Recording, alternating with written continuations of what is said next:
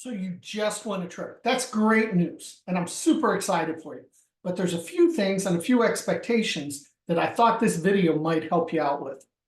Now, don't get me wrong, every trip is different, and every trip comes with different things, some of them cash.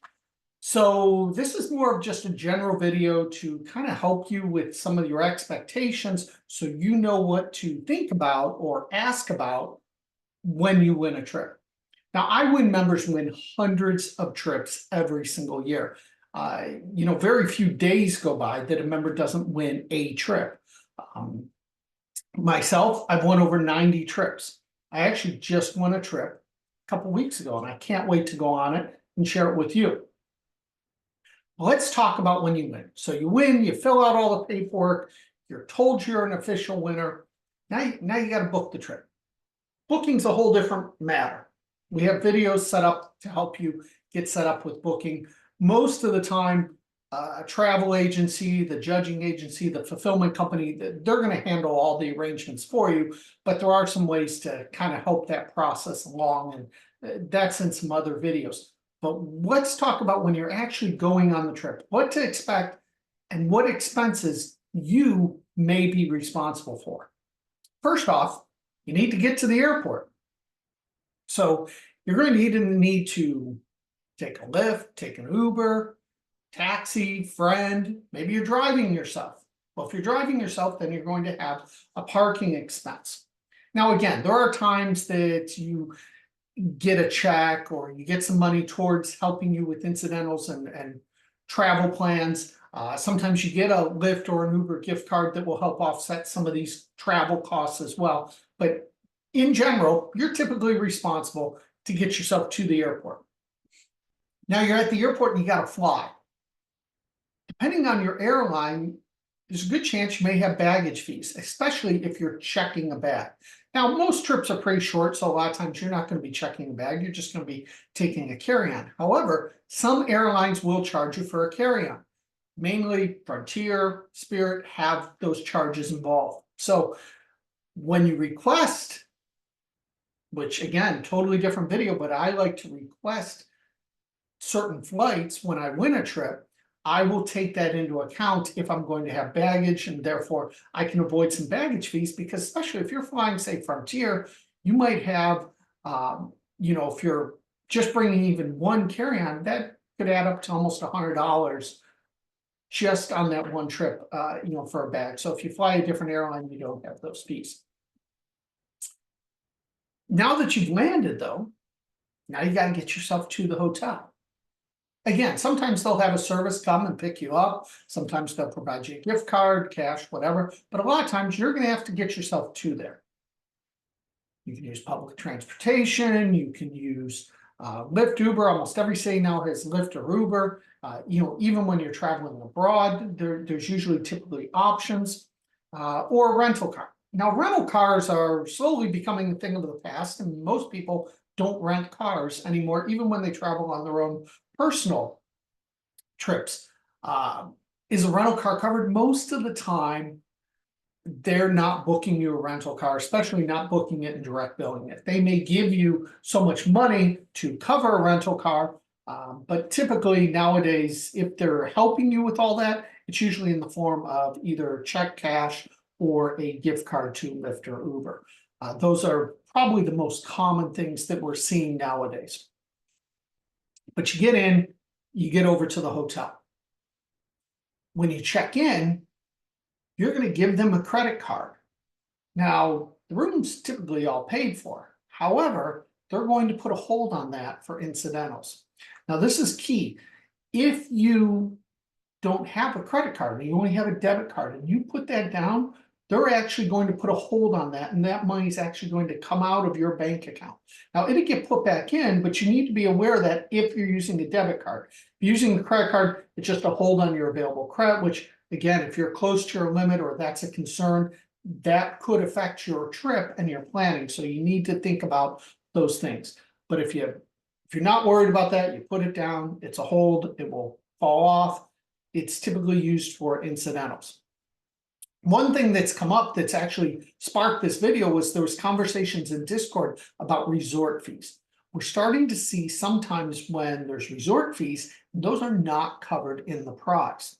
Now, you can revert back to the rules always, but that's kind of a gray area. A lot of these trip things that are very specific, like a resort fee, are not typically covered. So there has been at least one trip off the top of my head that was somewhat recent, where I was responsible to pay the resort fees. In fact, I was given a couple choices of hotels and was told, hey, these have resort fees, this does not, and letting me choose. Now, so choosing a hotel has become more common that people ask for certain brands or certain hotels, or are even given choices by the judging agency or the fulfillment company. On the trip that I'm getting ready to take, I was actually given a choice of like 8 different ones that I was able to choose from. So that's actually rare. I haven't seen that too often, but what I did is I looked at the hotels, one, to see if I liked it, what the reviews were, and then also, do they include breakfast? Because if it does, that will save me that cost. Do they have airport transportation if it's close to the airport? How close am I to the event that I'm going to, or the attractions or things I want to do? Those all come into play. What about parking?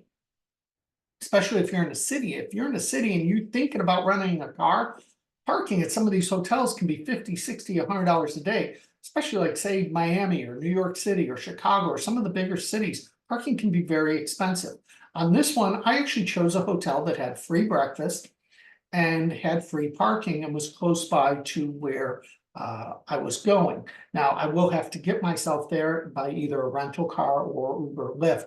And I'm going back and forth because I'm debating the cost of the rental car versus the cost of Ubering and Lyfting everywhere I go. It depends how many times I'm going to leave the hotel and go do things and drive around and do things on my own. Again, my trip happens to be a very short trip. Yours may be different. Each one's going to be slightly different. But when I'm there, incidentals, food costs, obviously, are typically on your own.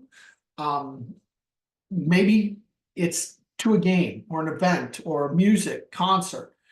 You need to get yourself there. Most of the time, that's going to be at your cost. So taking into account a hotel that's close by to the event will save you costs on Uber or Lyft. Now, if you're going to a big event, remember that surge pricing can really take an effect to Uber or Lyft. So again, you want to plan accordingly. Maybe you want to go a little bit early. I know not everyone likes to leave early. Some people do to save those costs. That's totally up to you, and what your preferences are. You're going to have to get yourself back to the airport. So there is a cost associated with that, unless, again, they have a driver, they've given you gift cards. Once you get back home, you either have to get yourself home from the airport, or you're going to pay your parking fees and drive home. So these are all just simple things to consider. Typically your food is not included. Now, sometimes if you're at events, your food is covered. Your souvenirs, if you decide to do touristy things. And I haven't even touched on the realm of taxes on these trips. All wins are taxable. So I am not a tax advisor. I advise you always to choose a good tax advisor, an accountant, and lay everything out with them. They're the experts. They're going to tell you what's best in your individual situation. Not me, not some sweepstakes site, not your friend. Talk to someone who actually knows what they're doing as an expert in that aspect. But trips are wonderful. Trips are what got me into sweepstakes, and what really are probably the top thing I try and win. I try and win those type of experiences versus stuff.